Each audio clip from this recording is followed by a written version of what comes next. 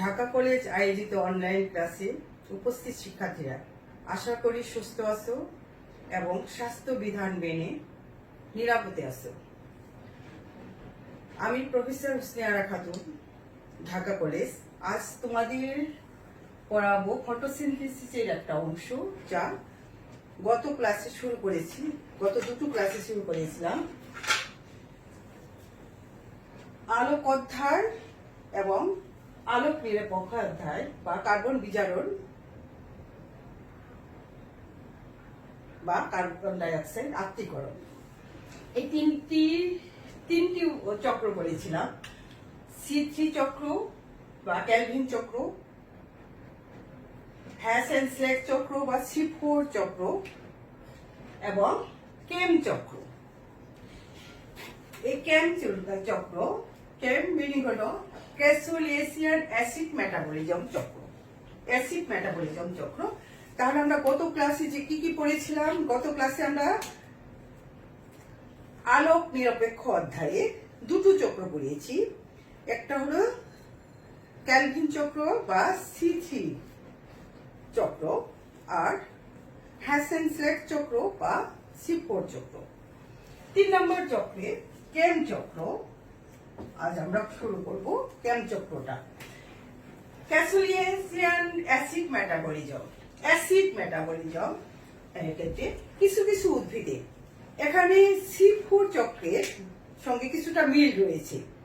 যেমন প্রথম গ্রাহক পদার্থ ফসফাইনল পাইরুভিক অ্যাসিড ছিল এবং প্রথম স্থায়ী পদার্থ অক্সালো অ্যাসিটিক অ্যাসিড ছিল।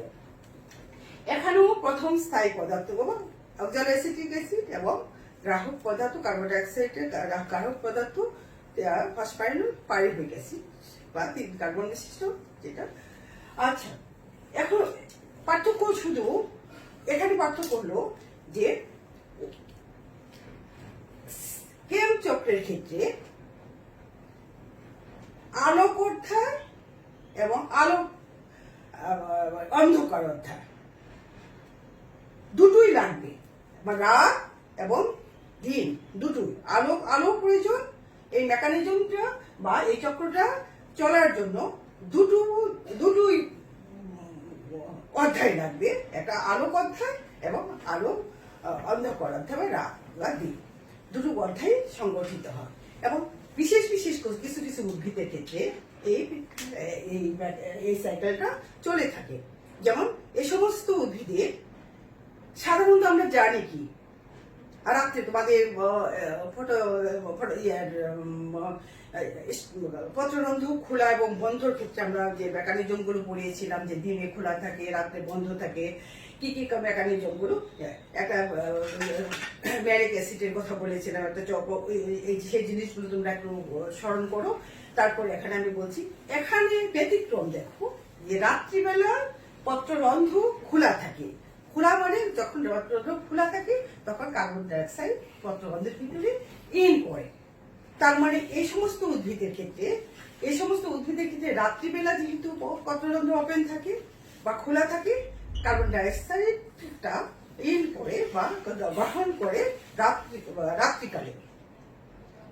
এবং কি হয়, আমি যেটা বলেছিলাম, এই রাত্রিকালে যে মেকানিজমটা সঙ্গে C4 উদ্ভিদের মেকানিজম বা কার্বন ডাই অক্সাইড বিজারণ বা কার্বন বিজারণ বলে, যেটা কার্বন ডাই অক্সাইড আত্মীকরণ পর্যায়টি সংগঠিত হয় C4 এর সঙ্গে মিল সম্পন্ন। তাহলে আমরা দেখি যে কিভাবে এই সাইকেলটা চলে থাকে। কি উদ্ভিদের?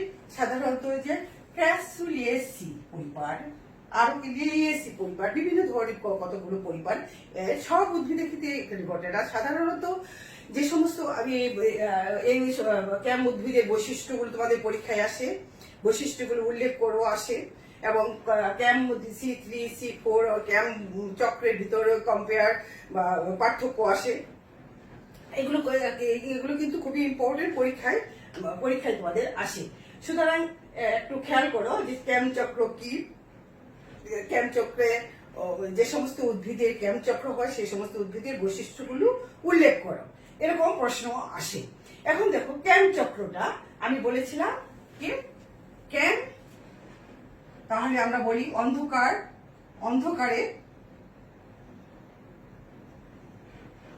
লিখো তোমরা, সঙ্গে সঙ্গে লিখে ফেলো, অন্ধকারে কেম চক্র।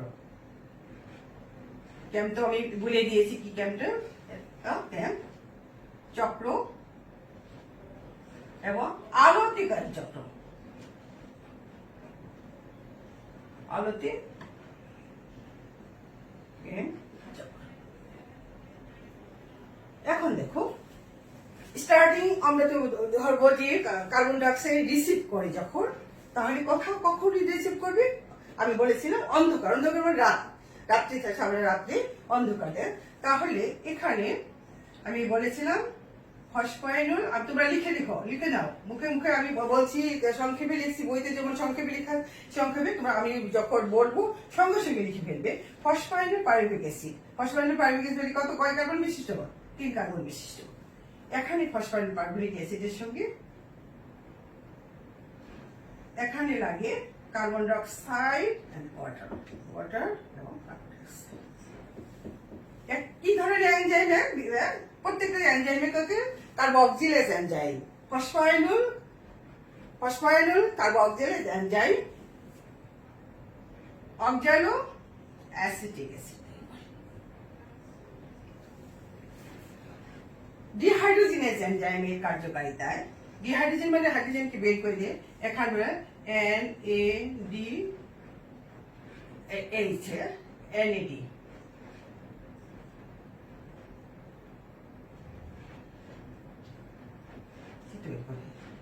এই জায়গায় ডি কার্বন ম্যালিক অ্যাসিড তৈরি করে।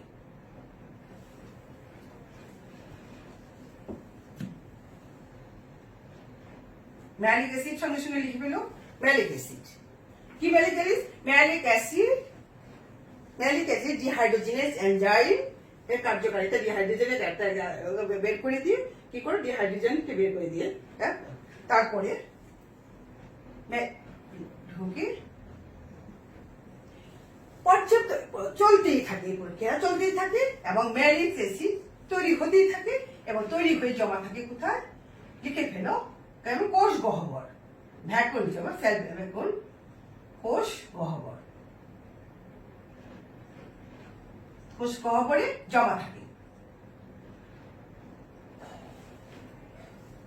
লিখে ফেলো, আমি বলছি তোমরা তো সঙ্গে সঙ্গে লিখে ফেলো। কোষ গহ্বরে যে ম্যালিক অ্যাসিডে জমা থাকে, তারপরে যখন দিন বা আলো আসে, আলোর বেলায় কি করে এরা সাইটোপ্লাজমে ম্যালিক অ্যাসিড সাইটোপ্লাজম। এখানে দুটো উপায়ে, আলোতে দুটো বিভিন্ন ধরনের উদ্ভিদে, যেমন ক্যাসুলেসিয়ান লিয়েসি পরিবারের কত কিছু কিছু উদ্ভিদ আছে এবং লিলিয়েসি পরিবারের কিছু উদ্ভিদ আছে। ক্যাসুলেসিয়ান উদ্ভিদের ক্ষেত্রে এটা কি করে? পাইরুভিক অ্যাসিড তৈরি করে। পাইরুভিক অ্যাসিড তৈরি করা থেকে কি হয়েছে? আবার একটা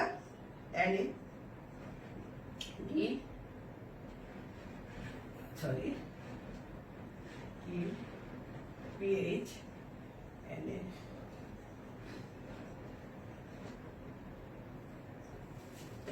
এখানে কি ডিকার্বক্সিলেজ এনজাইম কার্বন ডাইঅক্সাইডকে এখানে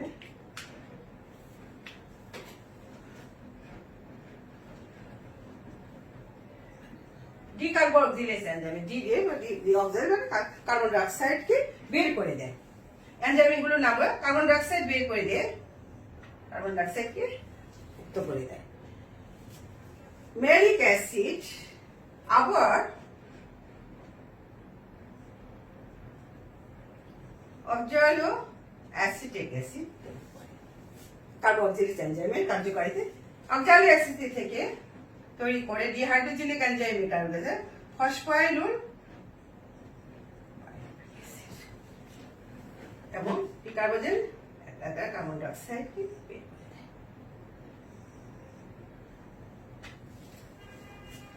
বুঝেছো?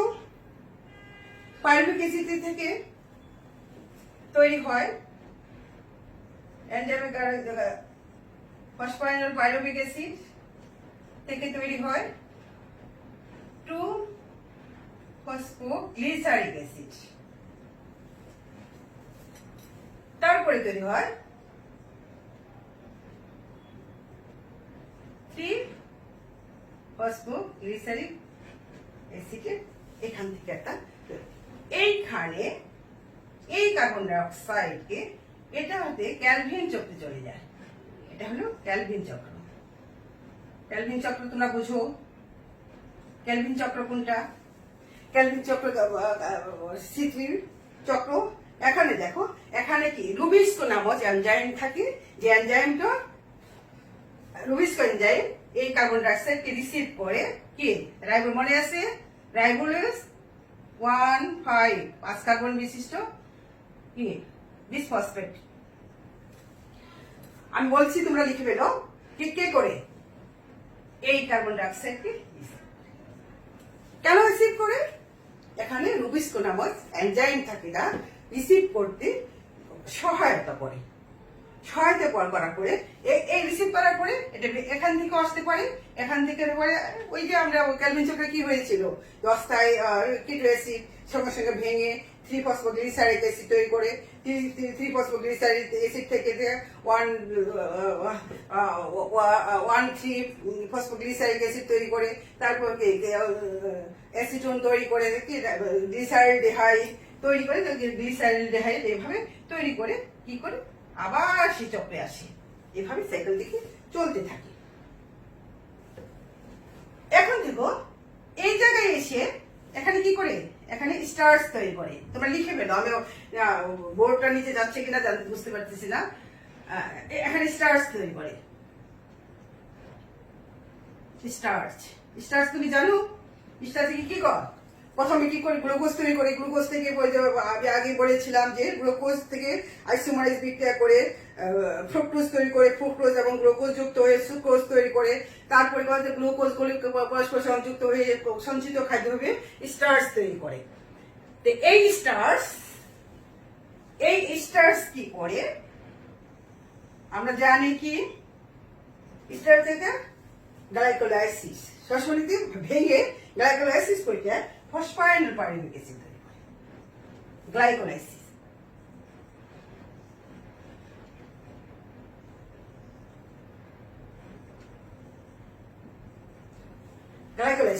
গ্লাইকোলাইসিস প্রক্রিয়া কি করে স্টার্চ ভেঙে আবার কতগুলো স্টার্চ ধরে আবার কতগুলো স্টার্চ থেকে বিপাক প্রক্রিয়া অংশে গ্রহণ করে। এখানে এইখানে যে ম্যালিক অ্যাসিড, এই ম্যালিক অ্যাসিডে আবার অক্সালো অ্যাসিটিক অ্যাসিড তৈরি করে। এই চক্রটা চলে কোনগুলো, এই বলছিলাম যে ক্যাসুলিয়েসি পরিবারের উদ্ভিদের ক্ষেত্রে, আরো অন্যান্য উদ্ভিদের, আর লিলিয়েসি গোত্রের আরো অন্যান্য উদ্ভিদের ক্ষেত্রে এই চক্রটা চলে। মানে দুটো, যে আমি দেখাচ্ছি দুটো ওয়েতে যাচ্ছে, দুটো ওয়ে দুই ভাবে চলে। তারপরে কি করে এখানে দেখো আমি কি করে এটা আবার ফসফোরাইল চলে যায়, আবার সে সিপ করে। এখানে তৈরি হলো এটা থেকে, এই চক্র থেকে, এখানে স্টার্চ থেকে গ্লাইকোলাইসিস হয়, গ্লাইকোলাইসিস থেকে ফসফোরাইল পাইরুভিক অ্যাসিড তৈরি করে আবার সে ওয়াটার কার্বন ডাই অক্সাইড ভেঙে অক্সালো অ্যাসিটিক অ্যাসিড এবং তারপর থেকে মেলিক অ্যাসিড তৈরি করার পরে রাতের সারা রাত থেকে মাস অন্ধকার পর্যায়ে চলতেই থাকে এবং পর্যাপ্ত পরিমাণে মেলিক অ্যাসিড জমা হয়। মেলিক অ্যাসিডের কোষ ভরে জমা হওয়ার পরে যখন আলো আসার সাথে সাথে এগুলো কি করে সাইটোপ্লাজমে চলে আসে। মেলিক অ্যাসিডটা সাইটোপ্লাজমে চলে আসে এবং সাইটোপ্লাজমে আসার পরে এই সমস্ত ঘটনা ঘটে। তাহলে দেখা যাচ্ছে যে ক্যাম্প চক্র পরিচালনার ক্ষেত্রে পর্যাপ্ত পরিমাণ ফসফোরাইল পাইরুভিক অ্যাসিড দরকার পড়ে, প্রচুর দরকার পড়ার ফলে এখানে যে এই ফসফোরাইল পাইরুভিক অ্যাসিড সাপ্লাই দেওয়ার জন্য কি হয়, স্টার্চ ভেঙে গ্লাইকোলাইসিস হয়ে তাতে বলে সমান। তার মানে কি স্টার্চ যদি লস হয়ে যায়, পর্যাপ্ত ইল্ডের পরিমাণ কমে যায়, ইল্ড তো কম হয়, তাহলে এখানে সঞ্চিত খাদ্যের পরিমাণ কমে যায়। কারণ এখানে গ্লাইকোলাইসিস প্রক্রিয়া এটা অনেকটা বা তৈরি খাদ্য বা শর্করা খরচ হয়ে যায়। এখানে ক্যালভিন চক্রে আবার এখন দেখো এই কথাটা মনে রাখবে, ক্যালভিন চক্র পরিচালনার জন্য অবশ্যই অবশ্যই রুবিস্কো এনজাইম থাকবে। রুবিস্কো এনজাইম না থাকলে এটাকে ক্যাচ করবে না, ধরবে না, মানে এই চক্র চলবে না। এবং এখানে যে কার্বন ডাইঅক্সাইড তৈরি হলো, এই কার্বন ডাইঅক্সাইড তাহলে কার্বন ডাইঅক্সাইড এখানে ইন করার পরে কার্বন ডাইঅক্সাইডের পরিমাণ কম, পর্যাপ্ত পরিমাণে এখানে কার্বন ডাইঅক্সাইড তৈরি হচ্ছে, এখানে কার্বন ডাইঅক্সাইড তৈরি হচ্ছে, তৈরি হওয়ার পরে সাইকেল চলতেছে। হ্যাঁ, এইটা হলো ক্যাম চক্র। ক্যাম চক্রটা পরীক্ষায় আসে তোমাদের ফোর্থ ইয়ারে। এবং ক্যাম আগে বলেছি যে C3 C4 আমরা বলেছি, দুটোর মধ্যে পার্থক্য বলেছি, দুটো বৈশিষ্ট্য বলেছি এবং কি কি বৈশিষ্ট্য আছে উদ্ভিদের কথা বলেছি, উদ্ভিদের বৈশিষ্ট্য এবং চক্রের বৈশিষ্ট্য আমরা পড়িয়েছি। এখন দেখো ক্যাম চক্রের ক্ষেত্রে আর C4 চক্র, তুমি দুটোর মধ্যে আমি বলেছিলাম, আমি এখানে তোমাদের একটু দেখাই, C4 এবং ক্যাম চক্র, তাই না? তাহলে আমরা C4 কি করেছিলাম, কি হয়েছে উদ্ভিদগুলি এখানেও এদের কি মিল রয়েছে, কিছুটা মিল রয়েছে, এদের টেম্পারেচার বেশি। ক্যাম উদ্ভিদগুলোর পর্যাপ্ত পরিমাণ কি থাকে, টেম্পারেচার 30 থেকে 40 ডিগ্রি সেলসিয়াস এই সমস্ত উদ্ভিদগুলো জন্মে থাকে। এবং এইগুলোতে পর্যাপ্ত পরিমাণে ম্যালিক অ্যাসিড জমা থাকে বলে কোষ গহ্বরের মধ্যে থাকে, এইগুলো পাতাগুলো মোটা থাকে, মোটা থাকে। এবং এদের কি থাকে, এখানে আমরা এদের কিন্তু প্লাস্টিক একই ধরনের, ক্লোরোপ্লাস্ট একই ধরনের, একটা বান্ডল শীতেই এদের কোনো আবরণ থাকে না, বান্ডল শীতে থাকে না, থাকলেও খুবই পাতলা, খুবই সরু, যা ক্লোরোফিল থাকে না। বান্ডল শীতের পাতলাতে ক্লোরোপ্লাস্ট থাকে না, ক্লোরোফিলও থাকে না। তাহলে এর সঙ্গে মিলটা হলো যে প্রথম গ্রাহক পদার্থ ফসফরাইল পাইরুভিক অ্যাসিড, প্রথম স্থায়ী পদার্থ অক্সালো অ্যাসিটিক অ্যাসিড, এটার সঙ্গে এটার মিল হলো অক্সালো অ্যাসিটিক অ্যাসিড। এবং এই সমস্ত উদ্ভিদগুলো কোথাও মরুজ উদ্ভিদ এবং কার্বন ডাইঅক্সাইড, এখানে দেখো কার্বন ডাইঅক্সাইড অন্ধকারে ইন করে পত্রণ দিয়ে, তাহলে ওই সমস্ত আলো থাকে না, আলো না থাকলে কি টেম্পারেচার কম থাকে, টেম্পারেচার কম থাকলে কি প্রশোধন কি পানি যে বাষ্পাকারে বেরিয়ে যায়, সেই বাষ্পাকারে বেরিয়ে হওয়ার ক্ষেত্রে রাত্রিকালে প্রশোধনটা খুব কম হয়, প্রশোধন হয় না, সাধারণত প্রশোধন কম হয়। আর দিনের বেলা যেহেতু লাইট থাকে প্রশোধন করে, তাহলে এই সমস্ত উদ্ভিদের প্রশোধন প্রক্রিয়াটা কম থাকে, পাতা মোটা হয়, মাংসল হয় এবং ম্যালিক অ্যাসিড জমা থাকার জন্য এদের কি হয়, এটা টকটক থাকে। যদি পাতাগুচি পাতা একদম চিবে দেখো যে এটা টকটক লাগে, এদের পাতাগুলো কি একটু টক, ম্যালিক অ্যাসিড থাকার জন্য টকটক হয়। তাহলে এদের প্রশোধন কি বললাম, তাহলে এদের জন্য দুটো চক্র দরকার পড়ে, দুটো পর্যায়ে দরকার পড়ে, অন্ধকার এবং এদের C4 কি একই পর্যায়ে, আলো নিরপেক্ষ অধ্যায়, আলো দরকার নাই। আর এখানে মাস্ট আলো লাগবেই, এখানে আলো লাগবেই, না হলে এই চক্রটা চলবে না। দেখো এখানে আলো অধ্যায় এবং অন্ধকার অধ্যায় বা আলোক অধ্যায়, তা দুটো অধ্যায় পারস্পরিক সম্পর্কিত, একটা ছাড়া একটা পরিপূরক, একটা ছাড়া একটা চলবে না, সুতরাং দুটো পর্যায়ে লাগবে। আর C4 ক্ষেত্রে কিন্তু একটা চক্রই চলে, একটা ইয়ারে চলে, এটা আলুর কোনো প্রয়োজন নেই, আলুর কোনো ফাংশন নেই, আলু থাকলে দরকার, এটা কোনো ফাংশন নেই। তাহলে আমাদের মিল পেলাম, অমিলও পেলাম, কিছুটা মিল কিছুটা অমিল। তাহলে আমরা এই যদি তুলনা করি মিল এবং অমিল দুটো তুলে ধরবো, এবং যখন আমরা পার্থক্য করবো শুধু অমিলগুলো, যেগুলো মিল নাই কোনো পার্থক্য, এটাতে এটা আসছে, এটাতে নাই লিখবো না, এটাতে এটা আসছে, এইভাবে পার্থক্য হবে। এবং তাহলে C3 C4 এর পার্থক্য আমরা করেছি। তারপরে C4 এবং ক্যাম চক্রের ভিতরে পার্থক্য আমরা মুখে মুখে বললাম, তোমরা একটু সাজিয়ে নিবি, গুছিয়ে নিবি সুন্দর করে, যে এই চক্রটা দেখবে, চক্রটা যদি সুন্দরভাবে আঁকতে পারো তাহলে তোমরা পার্থক্য লিখতে পারবে, বৈশিষ্ট্য লিখতে পারবে। তাহলে আমরা বৈশিষ্ট্য যদি আমরা লিখতে যাই যে ক্যাম উদ্ভিদগুলো কেমন, উদ্ভিদগুলো মাংসল। কেন মাংসল? আমরা তাহলে বিশ্লেষণ করি যে মাংসল কেন। মেলিক অ্যাসিড এরা টক চক্র, কারণ মেলিক অ্যাসিড থাকে, যে জৈব অ্যাসিড থাকার জন্য এগুলো হয়, টকযুক্ত হয়। এদের কি থাকে, এদের কার্বন বিজারণ প্রক্রিয়াটা দুটো পর্যায়ে সম্পন্ন হয়। একটা হলো আলোক অধ্যায়, আর একটা হলো আলোক অন্ধকার অধ্যায়, এবং আরেকটা হলো আলোক অধ্যায়। আলোক অধ্যায়ে কি করে ম্যালিক অ্যাসিড তৈরি করে, এবং ম্যালিক অ্যাসিড বিজারণ মাধ্যমে আর কি ফসফাইনাল পাইরুভিক অ্যাসিডের চক্র চলতে থাকে, এভাবে চলতে থাকে। এদের যেহেতু পত্ররন্ধ্র রাত্রিবেলা ওপেন থাকে, সেই জন্য এদের দিনের বেলা বন্ধ থাকে, এই জন্য এদের প্রস্বেদন ক্রিয়াটা খুবই কম হয়, এবং এদের কার্বন ডাইঅক্সাইডের পরিমাণ কম লাগে। বায়ু থেকে কার্বন ডাইঅক্সাইড কমে চলে, কারণ এরা কার্বন ডাইঅক্সাইড তৈরি করতে পারে। তারপরে এদের কি হয়,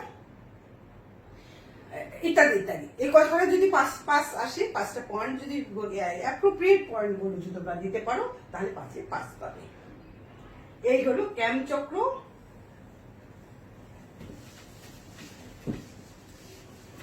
carbon dioxide আত্তীকরণে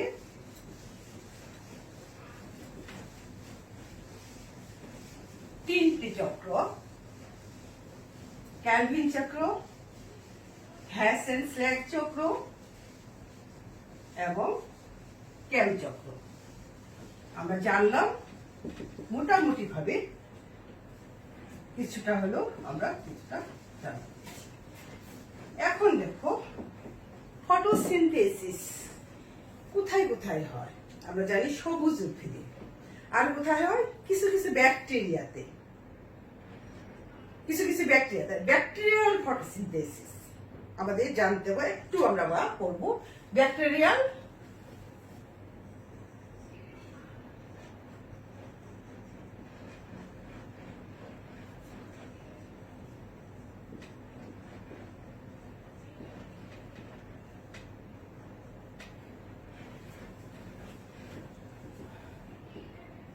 photosynthesis. Bacterial photosynthesis আমরা জানি, আমি ফার্স্টে তোমাদের ব্যাকটেরিয়া পড়িয়েছিলাম। ব্যাকটেরিয়ার মানে বিভিন্ন ক্লাসিফিকেশন, মানে ব্যাকটেরিয়া খাদ্য তৈরি এবং ডিপেন্ড করে, খাবার তৈরি এবং খাবার না তৈরির উপর ডিপেন্ড করে আমরা ক্লাসিফিকেশন করেছিলাম যে পরভোজী, পরজীবী এবং কি স্বভোজী। স্বভোজীর ক্ষেত্রে যে ব্যাকটেরিয়া নিজে খাদ্য নিজে তৈরি করে। স্বভোজীর ক্ষেত্রে দুই ধরনের, একটা হলো ফটোসিনথেসিস প্রক্রিয়ায় তারা খাদ্য প্রস্তুত করে, এবং আরেকটা হলো কেমোসিনথেসিস। কেমিক্যাল থেকে কিভাবে তারা কেমিক্যাল ভেদ সক্রিয় দরকার। ফটো মিনিং আমরা জানি, ফটোসিনথেসিসের ক্ষেত্রে দুটো অধ্যায়, আলোক অধ্যায় এবং কার্বন ডাইঅক্সাইড বিজারণ অধ্যায়, আলোক নিরপেক্ষ অধ্যায় সংগঠিত হয়। এখানেও সেরকমই, কিন্তু ফটোসিনথেসিসে ফটো যে সাইক্লিক এবং নন সাইক্লিক ফটোফসফোরাইলেশন, এখন ব্যাকটেরিয়ার ক্ষেত্রেও ফটোফসফোরাইলেশন হয়ে থাকে। কোন ধরনের ব্যাকটেরিয়া? কিছু কিছু ব্যাকটেরিয়া, যে সমস্ত ব্যাকটেরিয়ার ক্ষেত্রে কি থাকে, ল্যামিলা থাকে। আমার যেটা আমরা বলেছিলাম, তোমাদের একটু স্মরণ করে দেখো, আমরা ফার্স্টে আমি পড়িয়েছি যে ব্যাকটেরিয়া স্ট্রাকচারের ক্ষেত্রে যে ব্যাকটেরিয়া যে এক ধরনের ব্যাকটেরিয়া, কিন্তু ব্যাকটেরিয়া কি মডেল গ্রুপে কি ব্যাকটেরিয়া এবং সায়ানোব্যাকটেরিয়া, এদের কি থাকে, এদের মিল এবং অমিল। মিলের ক্ষেত্রে কি থাকে, যে এদের প্লাস্টিক থাকে না। ব্যাকটেরিয়াতে কোনো প্লাস্টিক থাকে না, ব্যাকটেরিয়া এবং সায়ানোব্যাকটেরিয়াতে প্লাস্টিক থাকে না। তাহলে ব্যাকটেরিয়াতে প্লাস্টিক থাকে, তাহলে প্লাস্টিক না থাকলে ক্লোরোপ্লাস্ট থাকে না। তাহলে সালোকসংশ্লেষণ প্রক্রিয়া করবো। আমি বলছি যে কিছু কিছু ব্যাকটেরিয়া সালোকসংশ্লেষণ করে, তাহলে কিভাবে করে বলেছিলাম যে এক ধরনের অর্গান থাকে, একটা অর্গান থাকে যার থাকে ল্যামেলা, এতে ল্যামেলা থাকে যার মধ্যে ক্রোমাটোফোর থাকে। যে ক্রোমাটোফোরটা এই ধরনের ব্যাকটেরিয়াগুলো ফটোসিনথেসিস প্রক্রিয়া সম্পন্ন করতে পারে। এই জন্য এই ল্যামেলা ধরনের এই অর্গান ধারণকারী যে অঙ্গটাকে, এটাকে ব্যাকটেরিওপ্লাস্ট। একে বলা হয় ব্যাকটেরিওপ্লাস্ট। মনে করে দেখো, আমরা এগুলো পড়িয়েছিলাম। তাহলে ব্যাকটেরিওপ্লাস্ট থাকে যাদের, যে সমস্ত ব্যাকটেরিয়াতে ব্যাকটেরিওপ্লাস্ট মানে ব্যাকটেরিয়ার অবস্থান, ব্যাকটেরিয়া কিন্তু প্লাস্টিক থাকে না, ব্যাকটেরিয়াতে বিশেষ ধরনের যে রঞ্জন পদার্থ থাকে, সে বা ধারণ ক্ষমতা বা সালোকসংশ্লেষণের যে অঙ্গাণুটা থাকে, সেটাকে বলা হয় ব্যাকটেরিওপ্লাস্ট। সেটা সব ব্যাকটেরিয়াতে থাকে না, কিছু কিছু ব্যাকটেরিয়া থাকে, যে সমস্ত ব্যাকটেরিয়াতে থাকে তারাই শুধু ফটোসিনথেসিস প্রক্রিয়া সম্পন্ন করতে পারে। আর কিছু কিছু ব্যাকটেরিয়া আছে যারা কিন্তু বায়ু ব্যাকটেরিয়া, সেগুলো কি করে, এরা ফটোসিনথেসিস ফটো থেকে তারা ইলেকট্রন বা প্রোটন নিয়ে এনার্জি পায় না। তারা কি করে, কেমিক্যালকে ভেঙে, বিভিন্ন ধরনের কেমিক্যালকে ভেঙে তারা সেখান থেকে কি করে এনার্জি নিয়ে কার্বন ডাই অক্সাইড বিজারণ করে তারা খাদ্য প্রস্তুত করে। আচ্ছা, তাই হোক, এই ফটোসিনথেসিস এই ধরনের ব্যাকটেরিয়া তিন ধরনের থাকে। একটা হলো সালফার,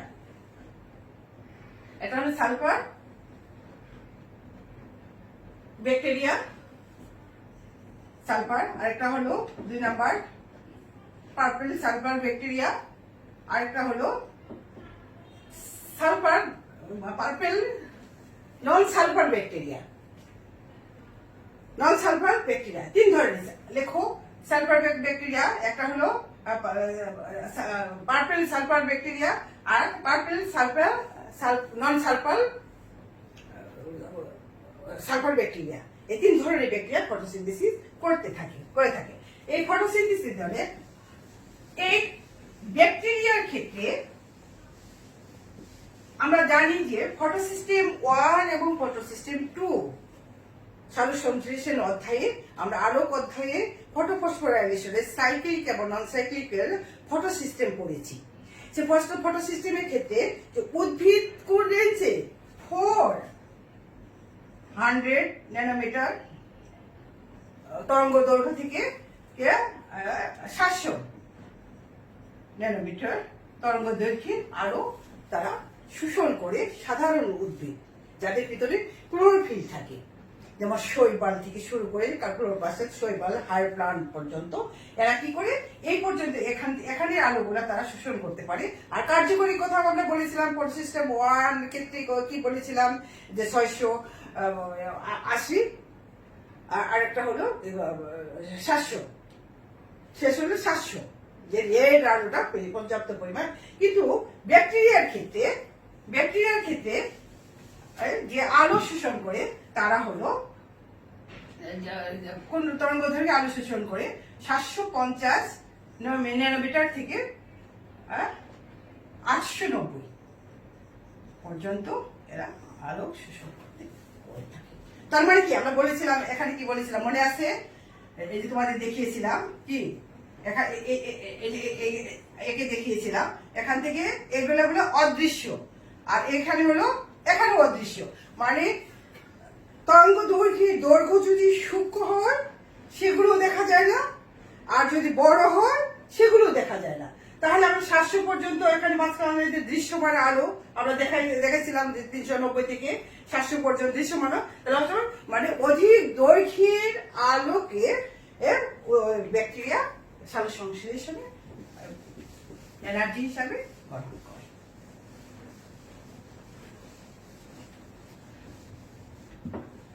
এনার্জি হিসাবে গ্রহণ করে। তাহলে আমরা অচক্রীয় বা নন সাইক্লিক ফটোফসফোরাইলেশনের ক্ষেত্রে ব্যাকটেরিয়ার ক্ষেত্রে আমরা বলি, দেখো এরা এনার্জি কি পায়। এদের ক্ষেত্রে ব্যাকটেরিয়া কিন্তু ওয়াটার ইউজ করে না। আমরা বলেছিলাম যে কার্বন ডাইঅক্সাইড ফটোসিনথেসিস প্রক্রিয়া পরিচালনার জন্য 3 ধরনের উপাদান লাগে, 4 ধরনের উপাদান আছে, পানি, কার্বন ডাইঅক্সাইড এবং নিজস্ব ক্লোরোফিল আর সূর্যের আলো। এই 4টা উপাদান লাগে। 4টা উপাদানের ভিতরে মাটিস্থ পানি এবং বায়ুস্থ কার্বন ডাইঅক্সাইড আর নিজস্ব ক্লোরোফিল, সূর্যালো। এখানে ক্ষেত্রে ব্যাকটেরিয়ার ক্ষেত্রে কি লাগে, এই ওয়াটার লাগে না। ওরা কি করে বিজারণ পদার্থ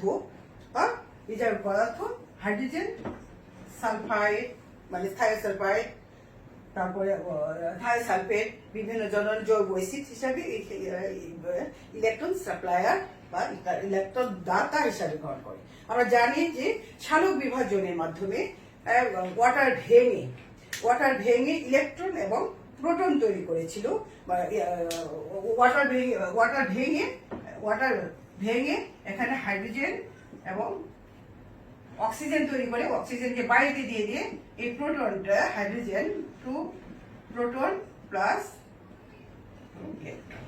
ইলেকট্রন ধরে এই ইলেকট্রনটা সাপ্লাই দিয়েছে। একটু মনে করো, ইলেকট্রনটা কি নন সাইক্লিকের কি করেছে, বিক্রিয়ার কেন্দ্রে সাপ্লাই এসেছিল ওয়াটার থেকে, যার সঙ্গে কি হয়েছিল যে সংশ্লেষণের প্রক্রিয়া অক্সিজেন যে নির্গত হয়, সেই অক্সিজেনটা নির্গত হয়েছিল অচক্রিয় ফটোফসফোরাইলেশন, মনে করো।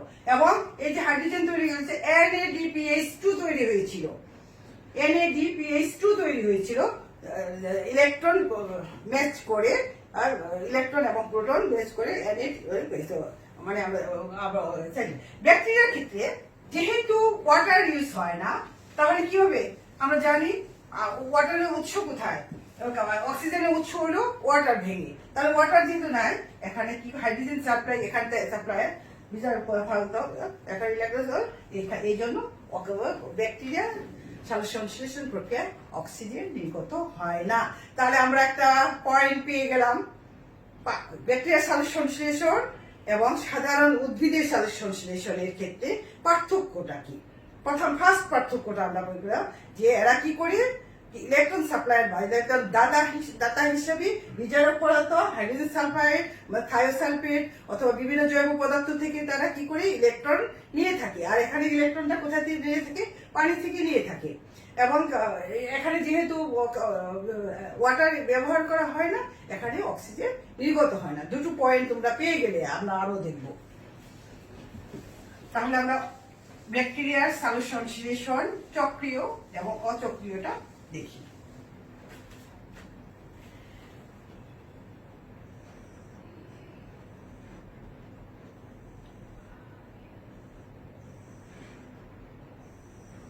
আমরা বিতে ব্যাকটেরিয়া ক্লোরোফিল, ব্যাকটেরিয়া ক্লোরোফিলের সঙ্গে আরো কি আছে, ব্যাকটেরিয়া ক্লোরোফিলটা কি কত রেঞ্জ আমরা বলেছিলাম কি 750 থেকে 890, বিভিন্ন রেঞ্জের তরঙ্গ দৈর্ঘ্যের আলো এই ব্যাকটেরিয়া ক্লোরোফিল গুলো ক্লোরোপ্লাস্ট কি করে শোষণ করে নেয়। তাহলে অন্যান্য ক্লোরোফিল আছে, অন্যান্য ক্লোরোফিল এবং ক্যারোটিনিয়েট ইত্যাদি। এখানে হলো লাইট অ্যাবজর্ব করে এখানে কি করে বিক্রিয়ার কেন্দ্রকে দিয়ে থাকে।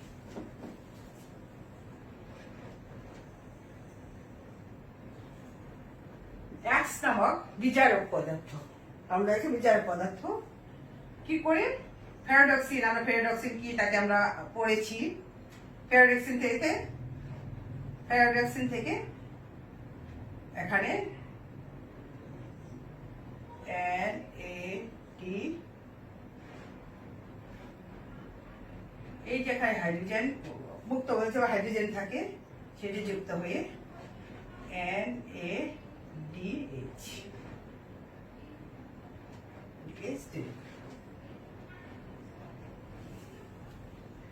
তারপরে দেখো, তাহলে সাপ্লাইটা এখানে এটা কি ইলেকট্রন, এই ইলেকট্রনটা এখানে ইলেকট্রন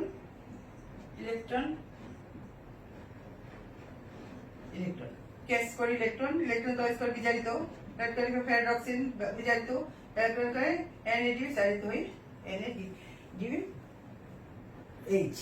এখানে দেখো কি হয়েছে, আমরা সংশ্লেষণের ক্ষেত্রে নরমাল NADPH তারপর PH2 তৈরি করেছিল, NaPH2, এখানে শুধু NADH। খেয়াল রাখো, এটাও একটা পার্থক্য, খেয়াল করো। এখন দেখো ইলেকট্রন, এখানে ইলেকট্রন, এই ইলেকট্রন এই প্রোটন দুইটা মিলে হাইড্রোজেন তৈরি করে ফেললো। এখানে প্রোটন তৈরি করে যদি হয়ে যায় তাহলে কি হবে, তাহলে ইলেকট্রন শেষ হয়ে গেলে অচক্রিয়তে, তাহলে ইলেকট্রন সাপ্লাই হিসেবে কি হবে, ওই যে আমি বলেছিলাম হাইড্রোজেন সালফাইড অথবা আদার্স জৈব পদার্থ থেকে এখন UB কুইনন নামক ব্যাকটেরিয়ার ক্ষেত্রে ইউরিক গুঞ্জন, তারপরে সাইটোক্রোম বি, সাইটোক্রোম সি, এখান থেকে ইলেকট্রন সাপ্লাই দিল, এখানে এসে একটা এডিপি,